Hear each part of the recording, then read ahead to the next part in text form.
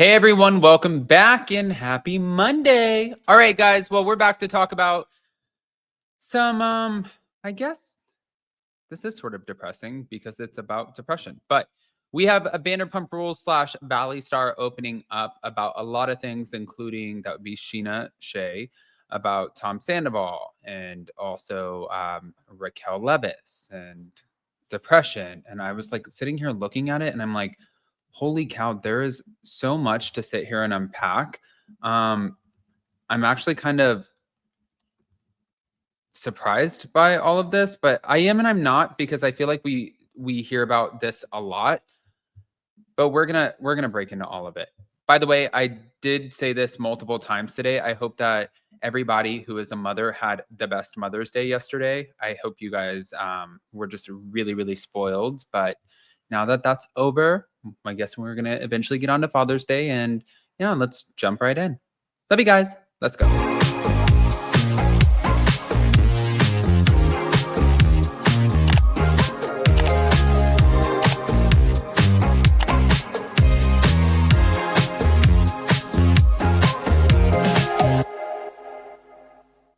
So this made me really sad for Sheena.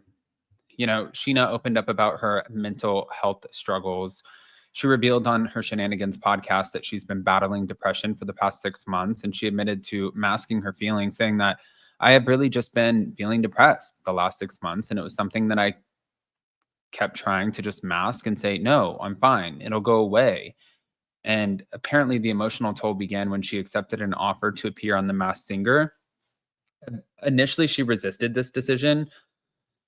I think that she said it doesn't matter, like no amount of money is going to put me out there to just be scrutinized on another TV show, but additional stressors included hectic holiday schedules, the wildfires in Los Angeles, and the confirmation that she was not returning to Vanderpump Rules. But to manage some of these symptoms, she discussed this, which I think is super important, and I commend her for it. But she discussed increasing her dosage of Zoloft, a medication for depression and anxiety. And she said, I just was like, maybe I need to up my meds a little bit. But she said that she found herself gritting her teeth at night.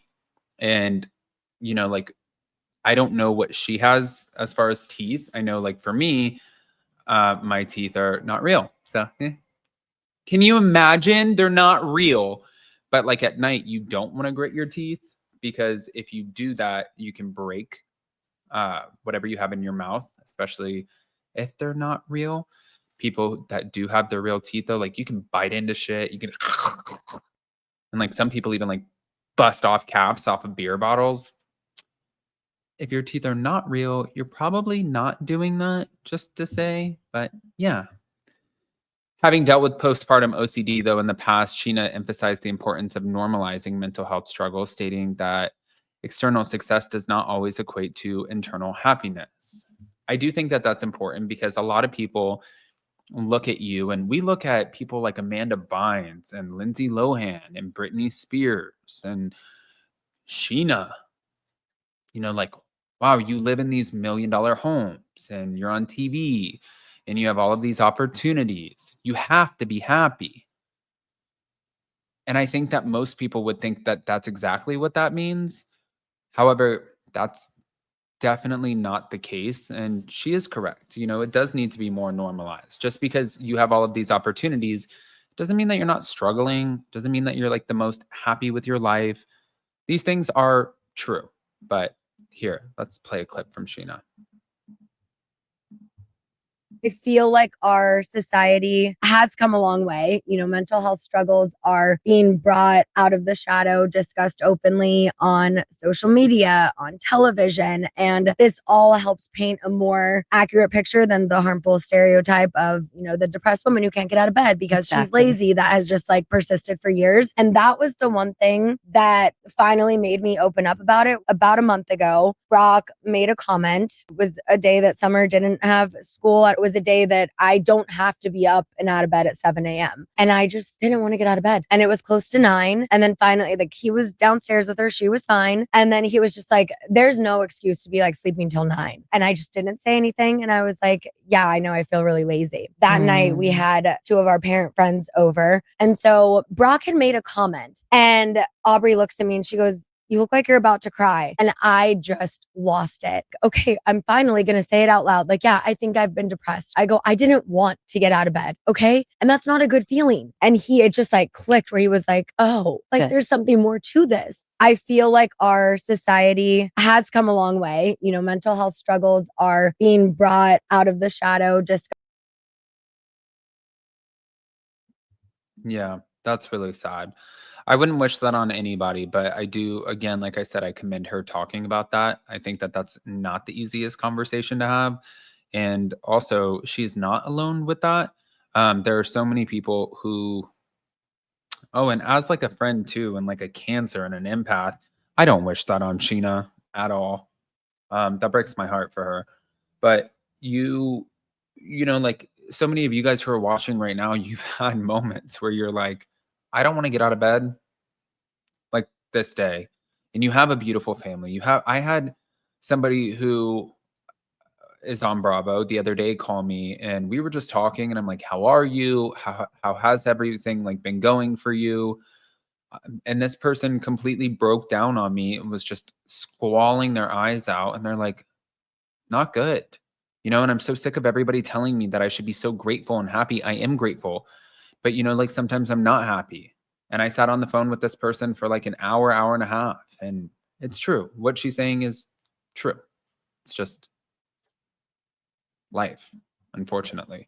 But moving on, Sheena did address interactions with Rachel Leviss and Tom Sandoval. Apparently, she had a run-in with Rachel twice since their legal battle over the Sandoval affair. And she said once we made eye contact at the Grove, and it was around Christmas time that year. And another time I saw her, it was at Stagecoach last year, but we didn't have any contact. But now when it comes to the relationship with Tom Sandoval, she responded to Tom's claims that she publicly disowned him while privately maintaining a friendship. And she said, okay, so here's the thing about Sandoval. And am I going to say I never talked to him? No, we do text here and there. Do we hang out? Do we grab lunch? Do we go to the gym together? Is he coming to Summer's birthday party? No. We do have those conversations, but he's never been to my house. We're not at that level anymore. And regarding the confrontation that she's had with Sandoval, she recounted an instance where Sandoval confronted her about their public and private interactions. And he's like, so I got to ask, why are you always publicly saying that we're not cool when you text me and stuff like this? And she said, I'm like, no, I've publicly said we don't hang out. We're not friends like we used to be. But despite the past conflicts and the complexities in that relationship, she did express care. She said, I care about his well-being as I care about all of my former cast members' well-being. Even if they've done things wrong, I still want the best for them. And I think that's a friend. Right now, personally, I'm dealing with a friendship loss. And it was just where, it's two people who don't necessarily see eye to eye. And it was one of my favorite friendships. And unfortunately, we just went in two totally different directions, and that's okay. I wish that we could have more communication. I think that that's a part of it. You can try to communicate with somebody. You can try to not even just get your point across, because I think I was so far past that. I think I was more so just trying to hear the other person and understand their point, so that not that so I could combat it, but so I could just understand and also sort of realize, okay, this is how you feel. But it takes two people to have a conversation. And I think that a lot of times people say that relationships are a reason, season, and a lifetime. And I think that's so true. You have your lifers, you have people who come in for a reason, some people who are just around for a season, and that's that. But I want to hear what you guys think. Guys, pop off in the comment section. If you're not subscribed, get subscribed. Don't forget to hit that notification bell, and we'll see you in a little bit. Love you guys.